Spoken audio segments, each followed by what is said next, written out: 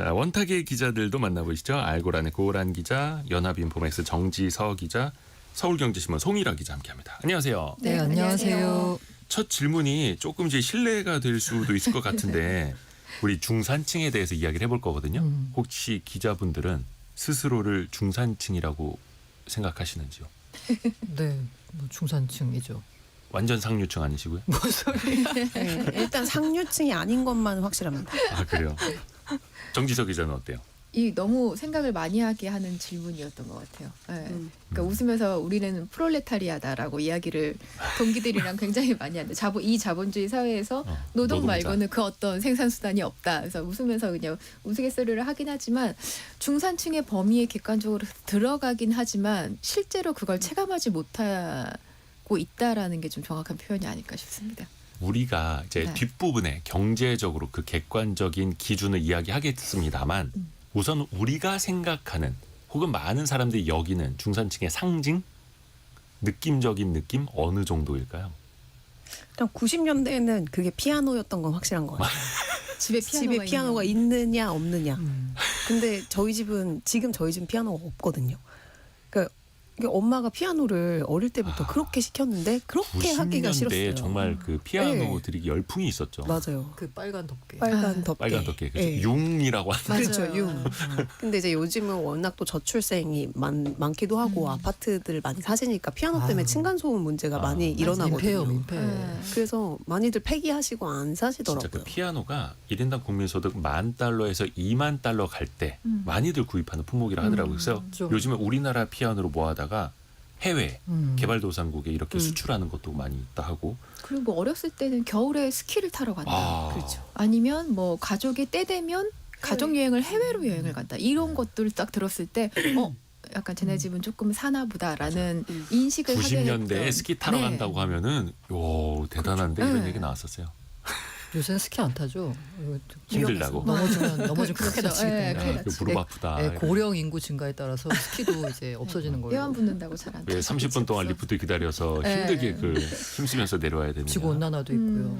그 요즘 중산층 상신 저는 약간 아까 말한 대로 그냥 여름 휴가 때 네. 해외 한번 나가줘야지 이거는 뭔가 중산층 같다라는 생각이 들고 있고요. 실제로 저는 약간 그 예를 들어 저 지난해 이제 미국에 있다 왔잖아요. 네. 그래서 약간 저는 약간 나름대로 그 저희 애한테 너는 다른 친구들이 경험할 수 없는 경험을 해줬어라는 약간 엄마 부심 있어서 친구한테 그 이제 애한테 야 너네 반에 미국에서 살다 온 애가 너밖에 없지 않아? 그래서 너는 되게 특별한 경험을 했어라고 하는데 아니 2명인가 더 있어 이러는 그렇게 말을 할 정도니까 저 살짝 놀랐습니다. 그러니까 아빠가 해외 주재원으로 맞아요. 나가면서 같이 이제 해외를 네, 경험하는 그런 사례들. 그러니까 쓰면 안 되지만 요즘에 개근거지라는 말이 한때 되게 막 화제가 됐었잖아요. 그러니까 그러니까 어린 친구들조차도 그런 거에 대한 인식을 갖고 있는 거 보면 이제 진짜 해외를 나가는 것도 조금 옛날보다 더 빈번해지다 보니까 그냥 정말 네. 중산층의 기본이 그죠. 되버리는. 우리 청취자 여러분은 스스로를 중산층이라고 생각하시는지 또 여러분이 생각하시는 중산층의 기준은 뭔지 같이 좀 보내주시면 더 좋을 것 같은데요. 우리나라 국민 10명 중에 6명이 중산층이라고요? 그렇습니다. 통계로만 볼 때 한국의 중산층 비중은 늘었어요.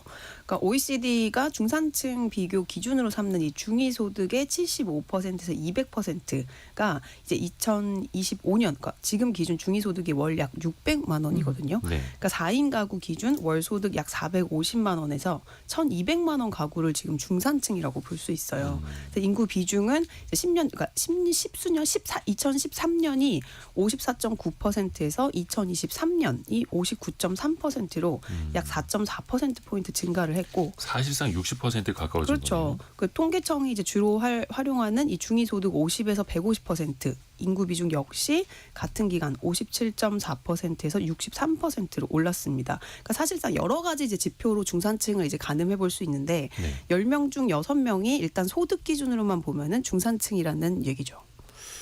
그런데 스스로는 중산층이 아니다라고 생각하는 사람들이 많다는 거잖아요. 네. 맞아요. 고란 기자. 통계적으로 중산층을 분류할 때 통계청이 분류할 때는 소득 기준입니다. 네. 네. 근데 실질적으로 내가 중산층이냐 아니냐를 이제 판단할 때는 자산, 소비가 들어갑니다. 오히려 소득보다 자산이 얼마냐가 더 중산층을 나는 중산층이야라고 생각하는 기준이 되기 때문에 사실 소득에서는 뭐 중산층으로 잡히더라도 자산이 없으면은 나는 하위층이야라고 생각을 하게 되는 거죠. 그러니까 소득 기준으로 중산층을 매기기는 하는데 결국은 자산과 또 얼마를 써야 하느냐. 그렇죠. 써야 쓸 수 있느냐죠. 그렇죠. 현금 흐름.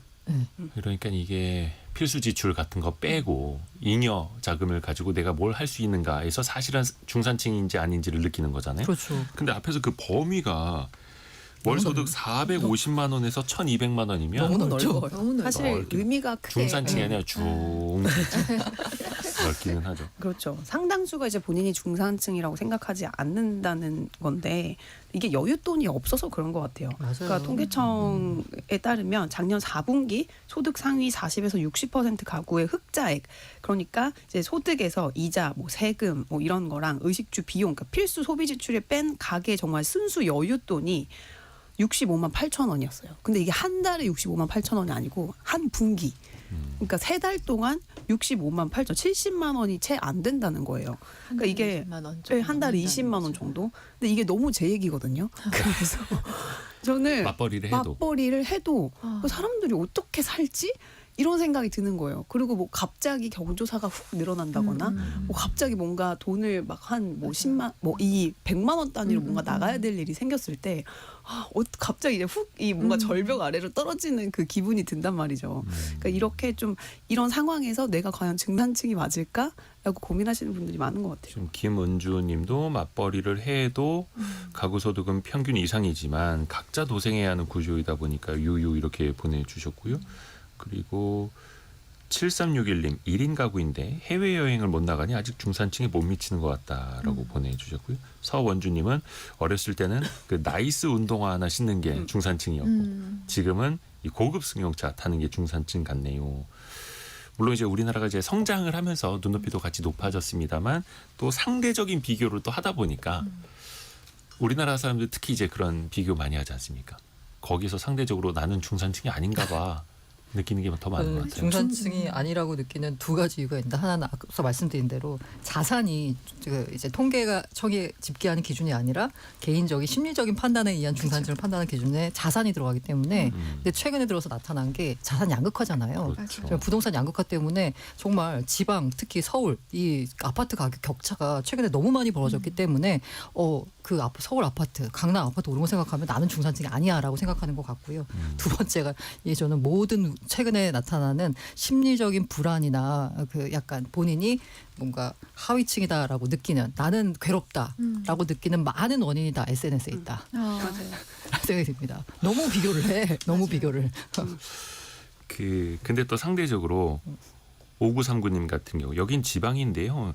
지금 얘기한 월 450 정도 이상 받는 분들이 그렇게 여긴 많지 않아요. 맞아요. 열심히 일을 해도 먹고 사는 게 힘드네요. 또 이렇게 느끼시는 분들도 당연히 있을 수밖에 없는 거고요. 근데 중요한 건 또한 아까 뭐 자산 얘기도 했습니다만 사실은 중산층이 경제로 따지면 이제 신체의 허리 그죠. 부분 아닙니까? 가장 튼튼해야 하는 건데 근데 이분들이 쓸 돈이 없다. 결국 이게 경제 구조적으로도 아픈 부분이고요. 그렇죠. 그러니까 내수가 살아나야 되는데 우리 항상 우리 경제 문제가 그거잖아요. 수출을 먹고 사는 나라가 수출이 어려워지면 내수가 받쳐줘야 되는데 내수 쓸 돈이 없잖아요. 그러다 보니까 경제 전반으로 힘들어지는 상황이 계속 나타나고 있는 거고요. 앞서 말한 대로 이게 분기당 쓸만한 남는 돈이 70만 원이라는 거잖아요. 그쵸. 경기다. 그 돈을 어디다 쓰겠어요. 그야말로 진짜 필수적인 지출 빼고는 못 하는 거니까. 어제 통계청 송혜라 자료를 기자. 보니까 주류 담배의 네. 그 소비 지출조차도 줄었더라고요. 네, 이게 뭐 물론 줄이기 쉽지 뭐 않은데. 헬시 플레저 열풍도 있고 뭐 건강 생각하는 그런 영향도 있겠지만 이 쓸 돈의 여유가 없는 거예요.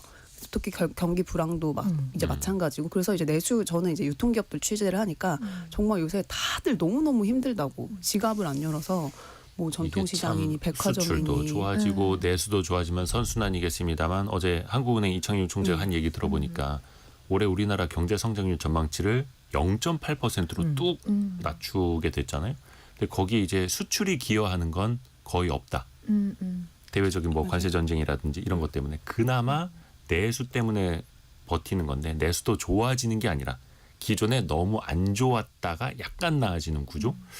내년에도 뭐 1%대 한 중반이나 성장할까 이렇게도 전망할 수밖에 없기 때문에 좀 나아져야 하는데 최근에 그 교육비 줄였다는 맞아요. 기사를 보고도 되게 크게 느꼈던 게 사실 우리나라가 교육열이 워낙 세기도 하고 4인 가구 기준으로 봤을 때 지출이 왜 이렇게 많을까라고 따져보면 사실 그 지출의 절반가량을 교육비가 차지한다는 얘기를 되게 많이 하잖아요. 근데 네. 이제 교육비까지 줄이기 시작했어라는 게 진짜 경기가 좀 위축되기 시작했구나를 되게 체감할 수 있는 부분이 아닐까 싶더라고요.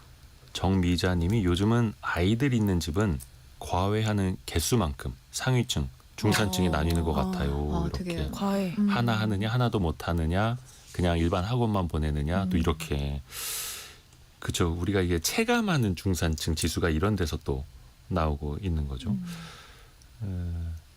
0630님 지방에서 혼자 아이 둘 키우는 한부모 엄마입니다. 450 꿈만 같은 급여네요. 현실은 하위층이자 마음만은 중산층입니다. 화이팅! 또 이렇게 이야기해 주셨고요. 그럼요. 이게 사실 우리가 경제 방송이다 보니까 경제적으로 이야기를 하는데 그쵸. 해외 같은 경우에는 중산층의 의미가 집 몇 평, 자산 얼마, 소득 얼마가 아니라 한 달에 책을 얼마나 읽는지 그렇죠. 좋아하는 뭐 운동. 사람들과 얼마나 또 토론을 그쵸. 하는지 운동을 취미생활을 뭘 얼마나 하는지 하고, 취미생활이 있는지 이런 기준으로 또 본다고 하지 않습니까?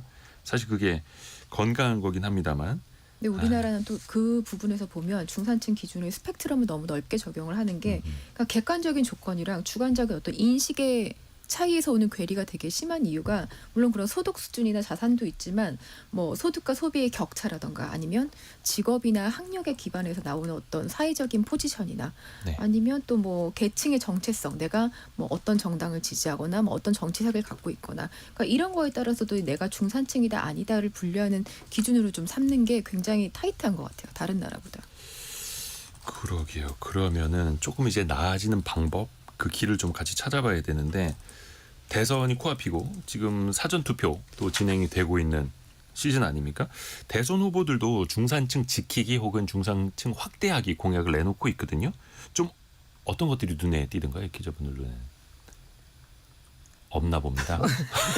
아니 뭐 사실 갑자기 매 정부마다 중산층을 정기적이죠? 굉장히 타겟으로 잡았죠. 중산층이 약간 중도층이라고 생각을 했고 또 뭐 보수 기반이라고 생각을 하기도 하지만 매 정부마다 사실 실패를 좀 했었거든요. 하나 말은 예전에- 나오는데. 네, 말은 나오는데 이명박 정부 때도 뭐 마찬가지였고 박근혜 정부 때도 그때 이제 뭐 경제 민주화 이런 얘기하면서 중산층 비중을 70%까지 늘리겠다라고 했지만 뭐 결국엔 탄핵 정부로 가면서 힘이 좀 빠졌고요. 문재인 정부 때 이제 뭐 소주성이다, 그러니까 소득주도 성장이다 이런 얘기하면서 이야기를 했지만 그때도 이제 저소득층, 중산층으로 만들자라는 캐치프레이즈를 내세웠었는데 좀 결국에는 양극화가 심해지는 계기를 낳았었고요. 윤석열 정부는 이제 뭐 민간주도 성장이다라고 했지만 결국엔 또 다시 탄핵이 됐고 이제 이번에 새 정부가 들어설 때도 뭐 경선에서 떨어졌지만 한동훈 전 대표 같은 경우는 아예 중산층을 포커스로 해서 내세웠었고요. 지금 나와 있는 뭐 이재명 후보나 김문수 후보 같은 경우에도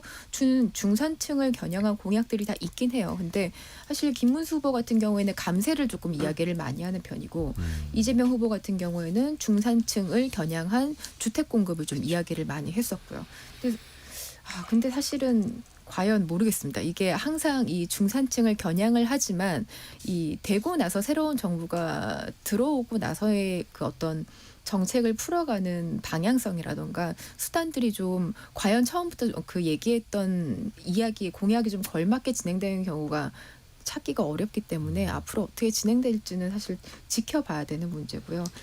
중산층이 탄탄해하고 또 넓어져야 하는데 사실 네. 우리나라가 IMF 이전까지만 하더라도 물론 이거는 조사 기관이나 그 통계 뽑는 거에 따라 달라질 수는 있겠습니다만 중산층 비중이 60%대 후반이었더라고요. 맞아요. 근데 지금은 50%대 후반까지 우리가 늘었다라고 표현하는 건 이게 50%대 초반 중반까지 떨어졌다가 50%대 후반까지 올라와서 중산층이 늘었다라고 하는데 아주 예전하고 또 달라질 수밖에 없는 거고 말씀드린 것처럼 그 사이에서는 자산을 비롯해서 또 양극화가 있을 수밖에 없는 거고 이게 커지면 결국은 사회적인 갈등도 커질 수밖에 없는 거잖아요. 그렇죠.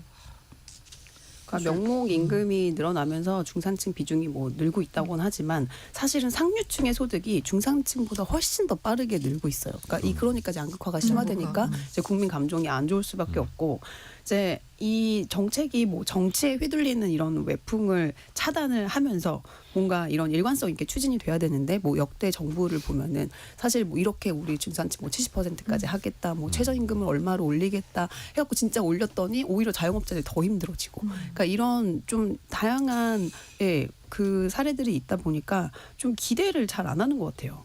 그래서 좀 안타까운. 똑같이 자산 가치가 1% 늘더라도 100억 가진 사람은 1억 느는 거고 그죠. 1억 가진 사람은 1,000만 원밖에 안 느는 거니까 금액으로 따져보면 시간이 갈수록 또 자본주의가 어떻게 보면 고도화될수록 경제 규모가 커질수록 자산 금액으로 보면은 또 양극화가 계속 또 벌어지는 수밖에 구조이고요. 특히나 저는 더 문제가 뭐냐면 이 중산층이 점점 없어지고 허리가 얇아진다라는 것의 문제는 뭐냐면 네. 이 이른바 계층 이동이 이제는 더 이상 불가능하다라고 아예 인식을 그냥 해버리는 거예요. 사람들이. 이제 개천에서 용나기도 어렵고 없죠. 그래서 한번 그 중산층 인식 조사를 해봤더니 계층 상승에 대한 욕구는 있지만 더 나은 상태로의 계층 이동은 불가능하다. 10명 중 7명이 이렇게 답을 했어요. 나 그러면- 올라가고 싶은데 안 돼. 라고 생각하는 사람이 10명 중 7명이라는 거고요. 우리나라가 노력만으로 성공할 수 있는 나라라고 여긴 사람은 27%밖에 안 됩니다. 슬픈 얘기다. 좀 부정적으로 빠져드는 거고 그렇죠. 계층 이동에 또 혹은 기회의 사다리는 항상 열려 있다라는 생각을 줘야 하는데 지금은 거의 사다리가 끊긴 느낌이라서 더 심각한 거죠. 혹은 나는 열심히 계층 이동 사다리 한 10계단 올라갔어 라고 생각했는데 그게 한 1,000계단짜리 사다리였어. 그 위는 더 빠르게 더 올라가고 있고. KDI 그 연구 보고서도 좀 되게 무서웠던 내용이 네. 그러니까 대체 그러면 한국의 중산층은 누구예라는 질문에 대한 답을 쓰기 위한 보고서였는데 그 중산층을 3단계로 구분을 했더라고요. 그러니까 상위층에 속하지만 나는 나는 중산층이야라고 느끼는, 그러니까 어쨌든 인식을 좀 낮게 겸손하신 가져가는 분들. 경우. 네. 그리고 뭐 어쨌든 모든 수준과 조건이 다 나는 중산층이야 하는 부분. 그리고 아래에서 그러니까 분명히 조건은 중산층에 속하지만 나를 하위층으로 보는 이렇게 3그룹인데 그중에 아래 단계 같은 경우는 이 취약 중산층이라는 표현을 써서 여기는 나중에 그러니까 이 계층이 딱 저소득층이 받는 혜택은 누리지 못하는 거예요. 그러니까 어떻게 보면 역차별을 받는 거고, 그다음에 이분들이 결국엔 나중에 아이들을 양육하고 대학 보내고 시집장가 보내고 나서 다시 주거나 고용의 불안에 시달릴 수 있다. 그래서 이분들이 다시 취약계층으로 내려올 수 있다라는 위험을 되게 지적을 했는데 이 얘기가 사실 되게 무섭더라고요. 그러니까 중산층이지만 지금은 현재는 중산층, 그러니까 경제활동을 하니까 중산층이지만 나중에는 이제 지금 우리가 노인 빈곤율도 이야기를 굉장히 많이 하잖아요. 그러니까 네. 나중에는 이 단계가 떨어질 수 있다. 삶의 수준이 떨어질 수 있다라는 그러니까 현재는 중산층이지만 네. 노후 준비가 안 돼 있기 안돼 때문에 있으니까. 나이 들어가면은 빈곤층이 될 수 될 수 있다라는 있다. 거. 너무 우리 무서운 얘기기도 얘기잖아요. 해요, 진짜. 그럼요. 제 얘기입니다. 네, 심리적 아. 비상층 같은데 송일아 기자는. 5533님이 딸이 서울에서 소득은 중산층인데 맞아요. 소득. 대단지 신축 옆에 구축 아파트 전세 살고 있는데 초등생 아이들도 구축 아파트에 사는 애들 무시한다니 어머. 중산층 아닌 것 같대요라고. 이게 참 비교가 씁쓸한. 비교가. 참 씁쓸한. 이거 어떻게 됩니까? 우리가 그러면 중산층에 대한 개념 정의를 다시 봐야 하는 건지. 아까 2274님 우리 집은 최상위층입니다. 36년 된 15층 아파트 맨 꼭대기에 살아요. 그래서 최상위층입니다. 건강하시. 이 중산층의 정의를 우리는 좀 어떻게 이제 세워봐야 될까요? 너무 어려운 얘기예요. 네, 중산층이라는 단어 자체가 중간 정도의 자산을 갖고 있는 계층, 그러니까 말 자체가 가지고 있는 그 정의가 너무 모호하기 때문에 표현이 참 주는 씁쓸함이 있어요. 그래서 이거를 어떻게 정의를 하면 좋을지 고민을 좀 사회적으로 다 같이 해봐야 되는 문제인 것 같아요. 이거는. 이게 우리 사회가 얼마나 건강한 사회가 되느냐. 네. 그러니까 중산층이 얼마나 있느냐, 경제 허리가 얼마나 단단하냐 뿐만 아니라 정서적으로 우리의 마음이 얼마나 탄력 있는, 풍요로운 마음을 갖고 있는가. 안진수님이 상류층, 중산층 나누기보다는 내 상황에 맞춰 사는 자체의 의미를 부여하는 게 좋을 듯합니다. 너무 상류층을 부러워하는 것도 스트레스의 요인이 됩니다. 현재에 만족하며 삽시다. 그러니까 항상 비교하면 불행. 내가 가진 것에 집중하며 행복하다라는 거. 근데 다만 많이 이제 유명해진 것처럼 대한민국 사람들은 좀 이제 비교를 더 많이 하는 심리를 좀 갖고 있다고 해서 모여 살아 그래요. SNS 끊어야 돼요. 아까 3623님의 글로 이번 토론을 마무리하고자 하는데요. 3623님 퇴근할 때 빵이라도 하나 사갈 수 있다면 중산층이라고 생각됩니다. 이렇게 또 그렇죠. 오늘 또 금요일 저녁이니까 가족들과 함께 따뜻한 저녁도 같이 한번 준비해 보시면 좋을 것 같고요. 경제상식 퀴즈 한 번 더 내드리고 두 번째 이슈 넘어갈게요.